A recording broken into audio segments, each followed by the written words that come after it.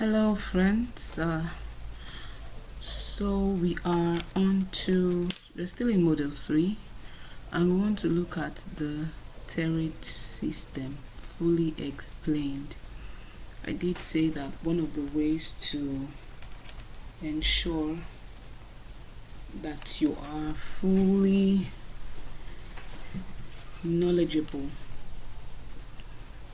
about what to do in building balance across the pillars is to understand the power of system. A system is a repeatable arrange of events or to-dos that keeps you in touch with your 3 M's: your music brand, your marriage, your motherhood. You are looking for the perfect mix that suits you across the expressions in every season. And I have learned about this structural system, and then I transferred it into my music journey, and I had results. T.E.R.R.A.T.E structural system, where T represents target, E for energy flow, R for rituals and regimes, the other R for relationships, the A for active actions, the T for tax estimation, and the last E for engrossment. So we want to fully explain this and see how you can begin to use this knowledge to have a better life balance. Number one, targets. Targets. Across those 3 pillars, you must have your targets. In simple terms, what is the clear picture of an ideal life for you when you think of your music brand, when you think of marriage? What are your desired outcomes? What do you want to see? All right, what do you want to see?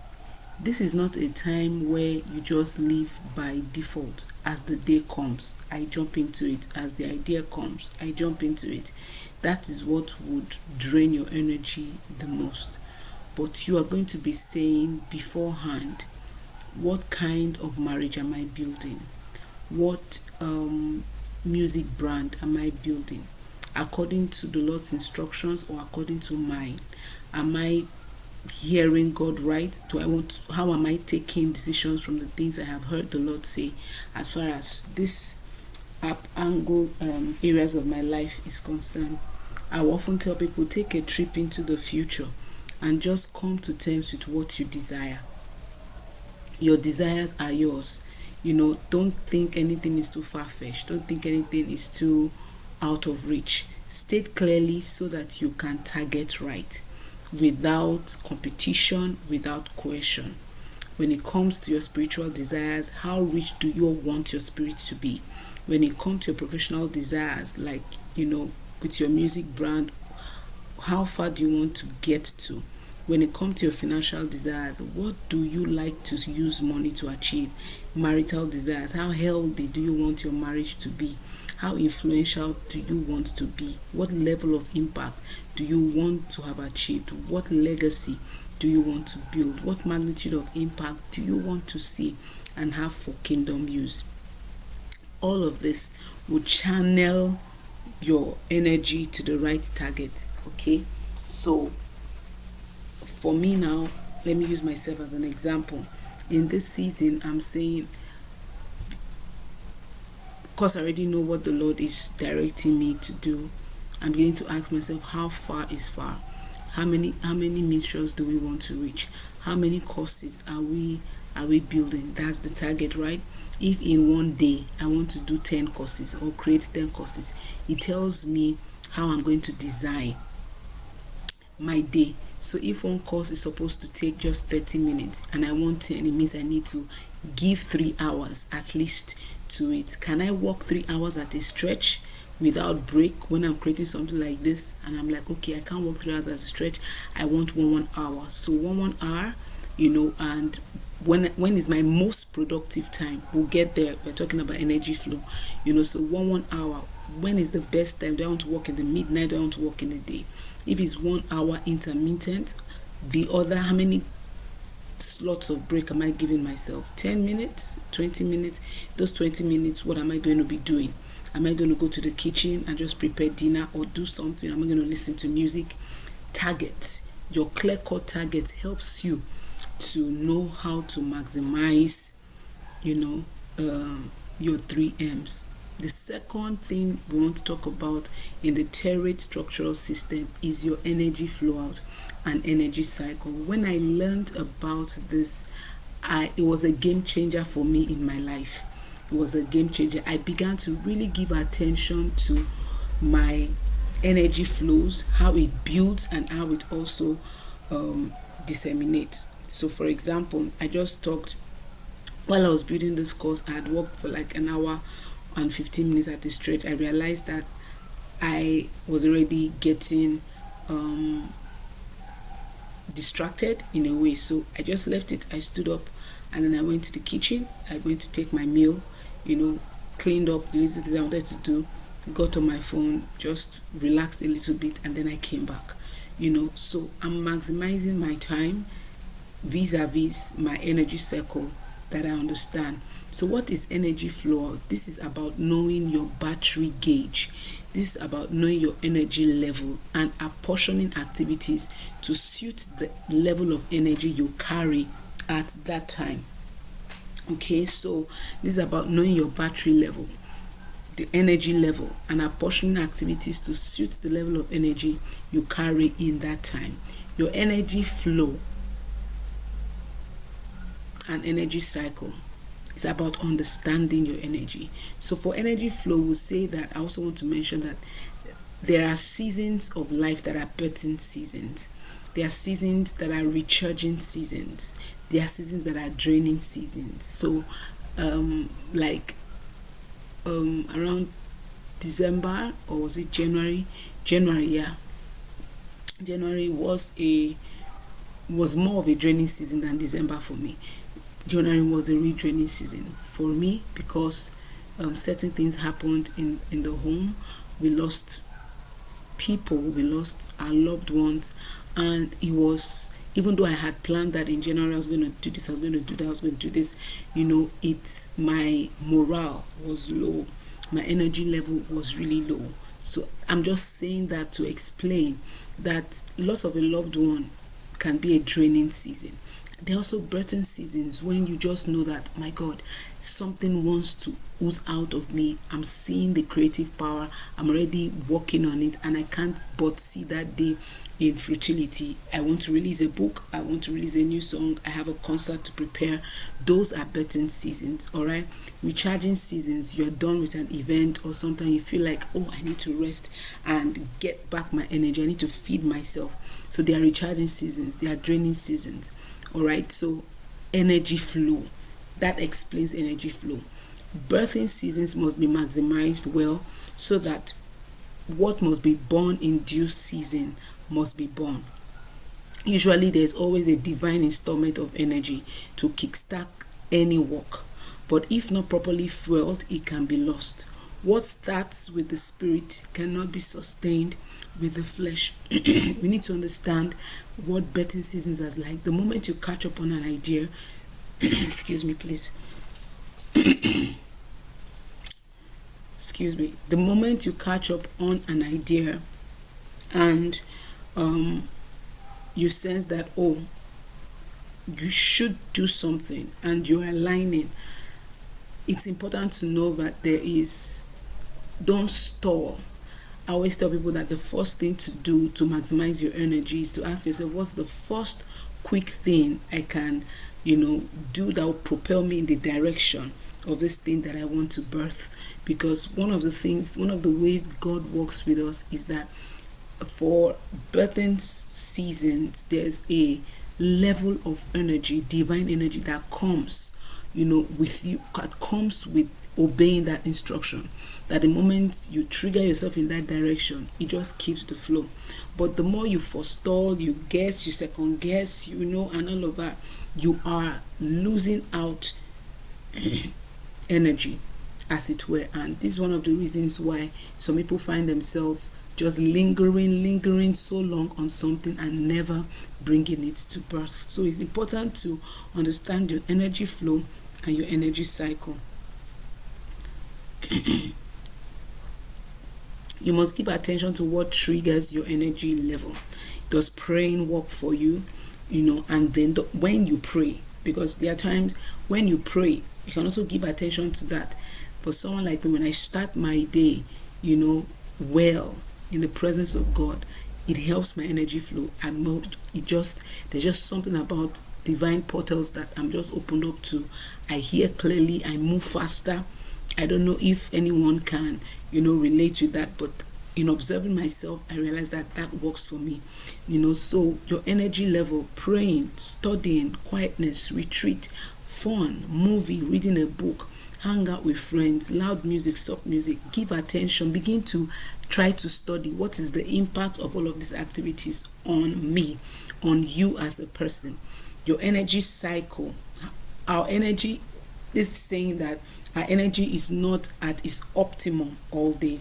The way you might feel at night, might not be the way you might feel in the morning.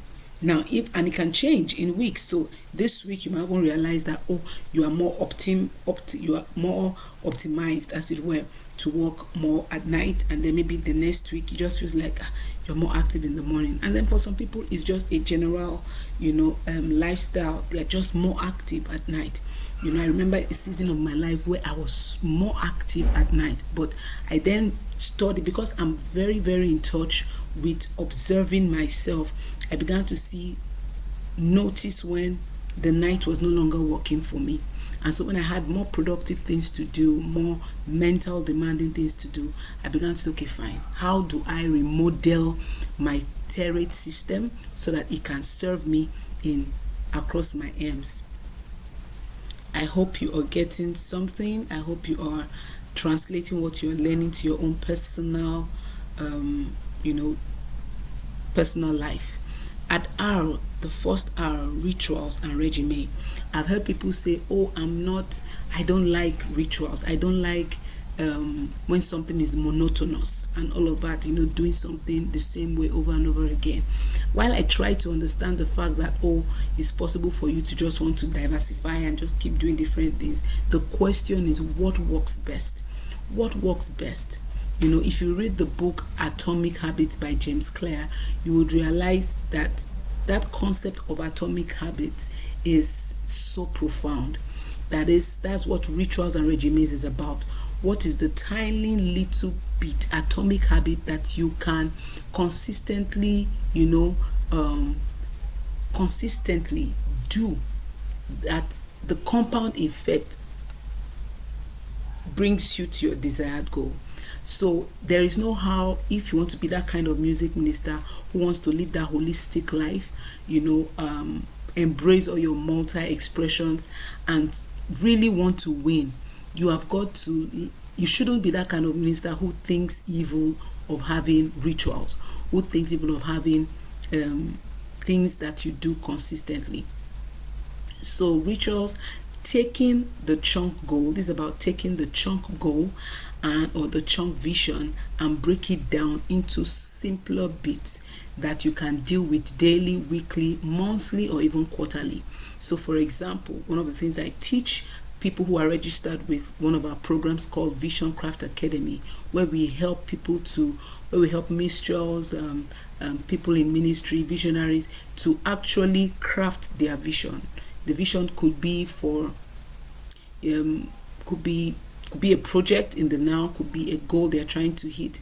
It could be something even more robust. But then we help them see that you can have layers of this vision, and we start from where they are and build onto the desired goal. So someone may say, I want to have a music concert, and I want to have it this year. And we ask the right questions and say, okay, this music concert, how big are you seeing it? This is it. Okay, so where are you? Can we begin to design something, that maybe we start from January, and every quarter it helps us build to the ultimate, goal, as it were.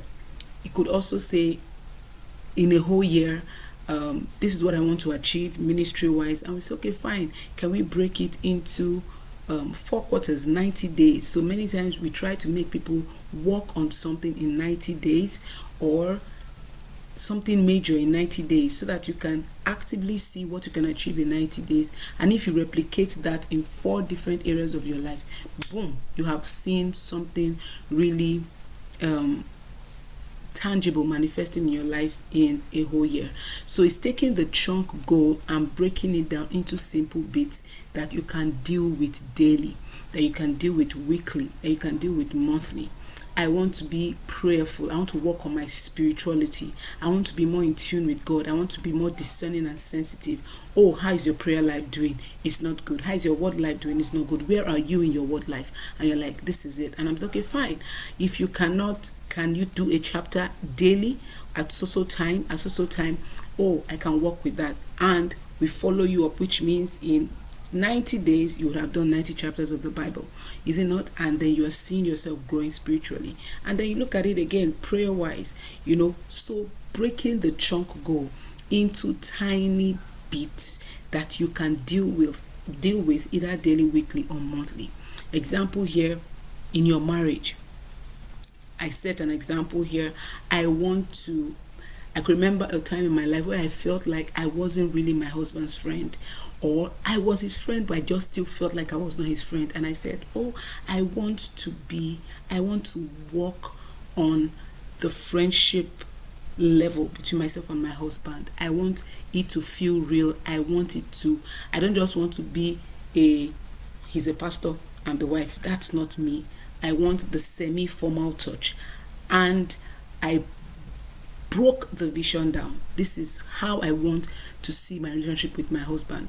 And then I began to say, okay, what can I do? How can I show up so that this would be real to me? And that was where I began to say, okay, I'll give my husband a big hug every morning. It will be me. I'm not waiting to be me. I'll discuss my day with him every time.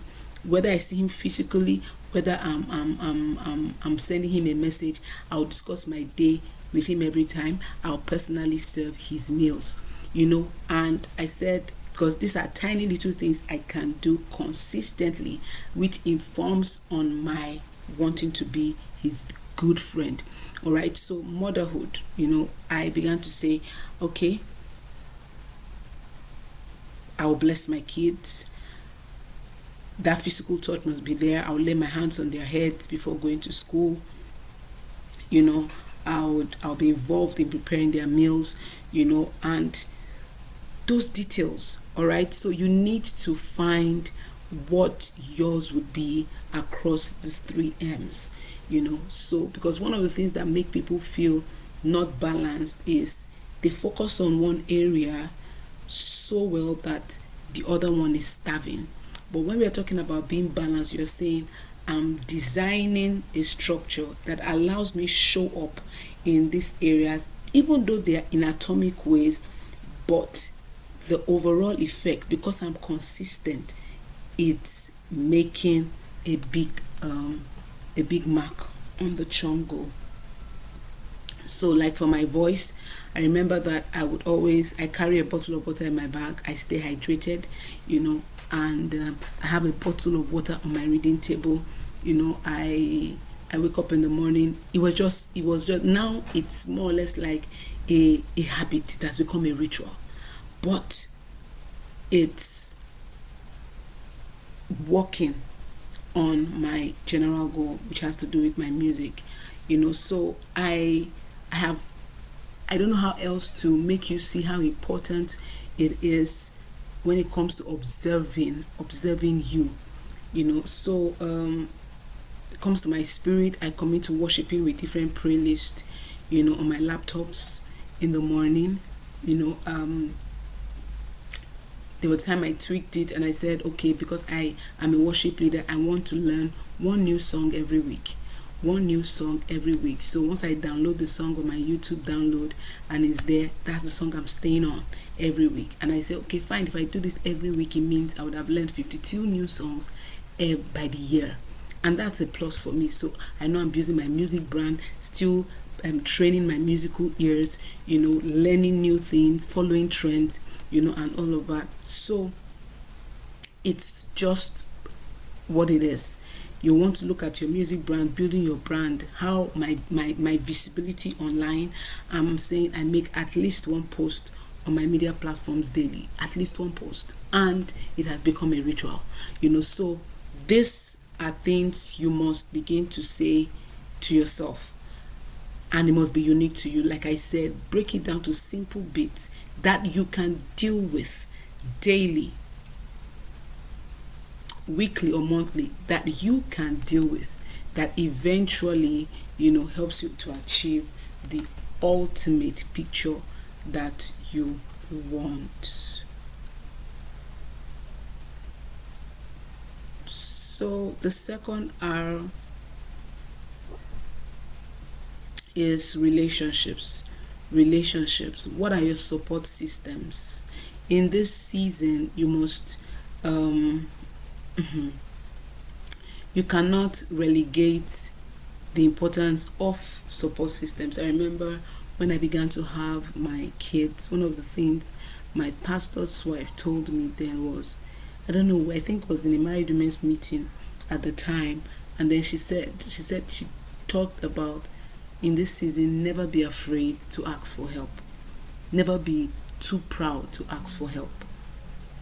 The least you will get is a no, but you asked. And that brings me to understanding the power of relationships. What are your support systems? Helpers, delegates, friends, mentees, mentors, communities. You need all of this.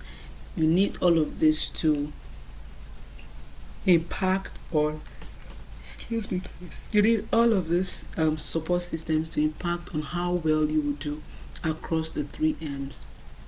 For marriage, you're going to have to say, do you have go-to marriage platforms, that you read from?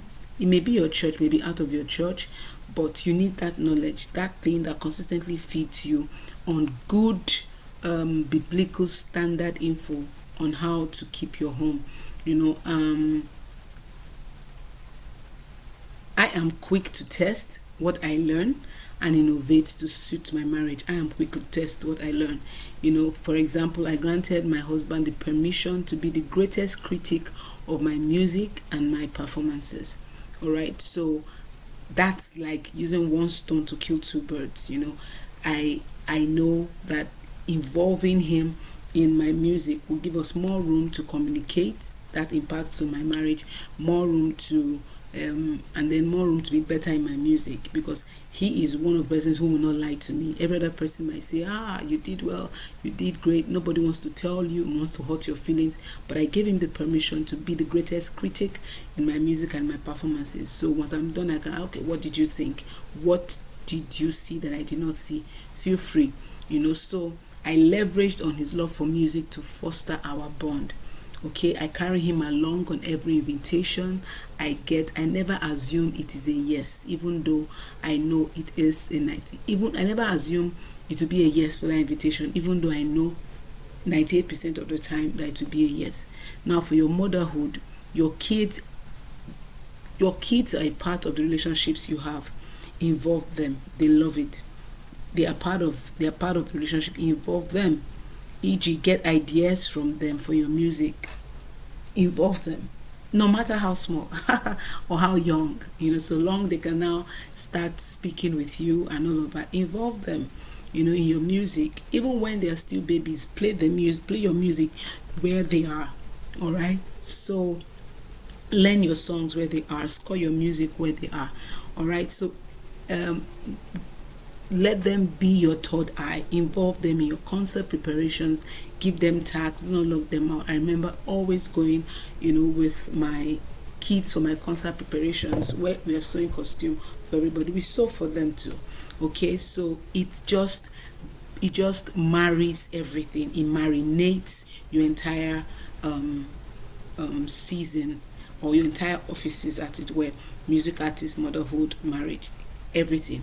So for your music, I want to remind you, or just sell the idea to you again that your music team is a gift from God to you. Is a gift from God to you.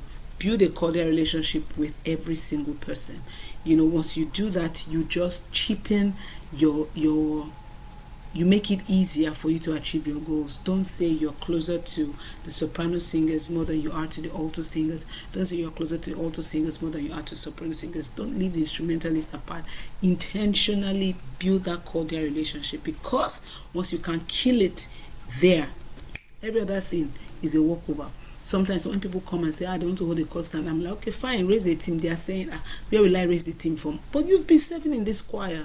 How can you tell me you don't have people you can sell your vision to and they will gladly join you? So which means there's been a relationship error.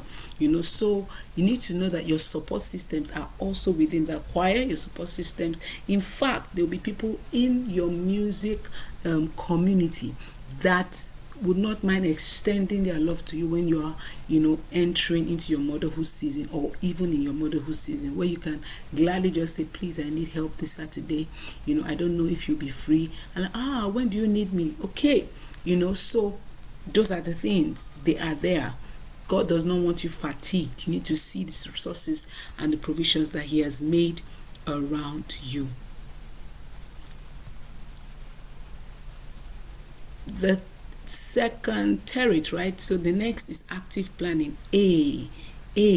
Active planning. I will say it again. Active planning. This speaks to crafting what your day will look like. People don't like doing this, but it helps a whole lot. It helps a whole lot. It helps you move fast. It helps you move with clarity. It helps you move with speed. This speaks to crafting what your day will look like and taking action as at when due. A good time to craft your day is the night before. All right, as soon as the thoughts are coming, begin to put it down. This speaks to crafting your day, and taking action as at when due. Procrastination is a major source of overwhelm. I'll say it again. Procrastination is a major source of overwhelm. And how does it happen? Today you're supposed to do something, or an hour ago you're supposed to do something, but then you lay low. You leave it to fly into the next hour. What you have done is compounded the later hour with more jobs to do, and that's more pressure on you. If it's a mental work, more pressure on your mental work. But then for people who now perpetually procrastinate, you now realize that you have so many windows open in your mind. Our head or our brain is like a computer. When you open a computer, you have many windows open. The way it stresses the CPU, you have many windows, like many things working at the same time. That's what procrastination does. So right there in your minds, like many windows are open, working at the same time, and eventually you end up doing nothing. All right. So procrastination is a major source of overwhelm, a buildup of activities that should have been done and left undone eventually leaves you with a pool of negative emotions that cannot be erased until all the undone activities have been clicked as done. So that's just how procrastination is. Highly crucial. Active planning is highly crucial when kids are on holidays. Active planning is highly crucial when managing a major project. Active planning is highly crucial if you're going to maximize all these offices as a music minister, as a mother, as a wife in your marriage. If you're going to maximize this well, active planning. Next, I'll keep saying this. In active planning, you may begin to have to now say, what tools are there for me to help my planning? What tech tools can I use? Technology is a blessing from God. If you are closed, if you are slow to leveraging it, you might be doing yourself more harm than good. All right. Think of automation. Think of automation, active planning. You don't want to forget birthdays of your friends, you don't want to forget birthdays of your family members, all of those things. How can you automate it on your phone?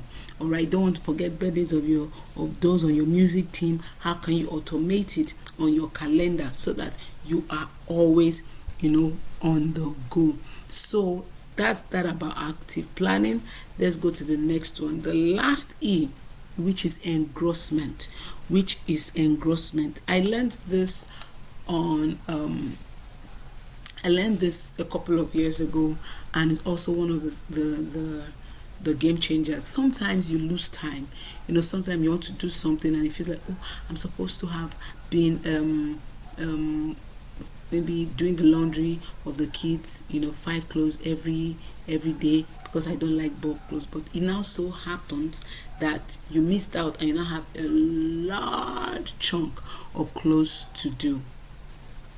Engrossment is the technique. What is the engrossment? This speaks to the technique of using a large dose of focus to getting certain tasks done. It could even be reading. The task could be reading. The task could even be, I have to finish this project in the next 24 hours. So engrossment. It is about closing up on one major area to achieve a reasonable and appreciable result within a short time. All right. People who want to write books within a short time, engrossment technique is it. So this speaks to the technique of using a large dose of focus to getting certain tasks done. It is about closing up on one major area to achieve a reasonable and appreciable result in a short time. You can begin to ask questions. So if you see in this box here, I drew out Monday, Tuesday, Wednesday, Thursday, Friday, Saturday, 7 days in a week. And if you want to use the principle of engrossment, you can begin to say, can you partition the days of the week to focus on different areas of your life? So can I begin to say, I have 7 days in a week. Will I take Monday to focus on some things? Will I take Friday or Sunday to focus on some things? So let me share some examples. For example, I began to say my Mondays are my me days, because I'm a multi-expressive woman and I also don't want to lose out on any area of my life. I began to say, if I continue to work Mondays to Sundays, why? Because as a minister, Saturdays are taken, where those in the corporate world can have their Saturdays to rest. I don't have my Saturdays to rest. I have my Saturdays for rehearsal. I have my Saturday for business. And then Sunday I minister, and then counsel. So I began to say, if my Mondays, my weekends are not really free for me, then if I really want to engage the principle of rest, as the Lord has designed us to do, 6 days he worked, 1 day he rested, then I need to say, which other days of the week can I take as a rest day? And then I looked at my program and I was like, okay, Monday seems to be the least day we get customers in the hair studio. So I was like, okay, Mondays will be my middays. Then what will I use that Mondays to do? Mondays I retreat. Mondays I create and enjoy my quietness. Mondays I watch Jennifer's Diary. She makes me laugh a lot. Her programs makes me laugh a lot. Mondays I study and worship. So I'm not saying I do all of that in one day. I could design it in series of Mondays. So these Mondays now I'm going to focus on just studying, and then maybe just cleaning, doing my laundry or something. So my Mondays are my me days. Everything that pertains to me aside, other things. So I stay home most of the time. I don't receive visitors because those are my middays. I do any and everything that builds my energy level. So you can begin to say, what days of the week? You could choose, call it anything. You could choose to call it girls' day. You could choose to call it family day. You pick that day and you say, this is what I'm going to focus on. That's engaging the spirit of engrossment. And before you know it, it will impact on the general goal of having a balanced life. Here I said my Sundays are family days. After church, we all gather. No matter when we get back on, sometimes 4, sometimes 3 p.m. After we take our meal, we all take our meal in sitting room. We watch movie together. Sometimes we doze off there, and Daddy wakes up and says, hey, everybody to your room, and then we go sleep. So we watch skits together, sometimes from Daddy's phone, not even from the big TV, many times from Daddy's phone. We just gather around the channel. Everybody's closely just watching it from the same phone. These are our own style. You will need to find your own style. Okay, so anything that fosters family bonding is what we do on Sundays. Sometimes it might just be a drive down around town. Just drive. If you see where to buy soya, we buy. If you don't see where to buy soya, it's okay. We make noise, we jest. We see people on the road, we laugh. Look at what's that one wearing? What's that? Funny things. But for us is our bonding time as a family. All right, so you need to begin to say, Am I going to leverage this principle of engrossment for myself? Am I going to leverage it for music? Am I going to leverage it for motherhood?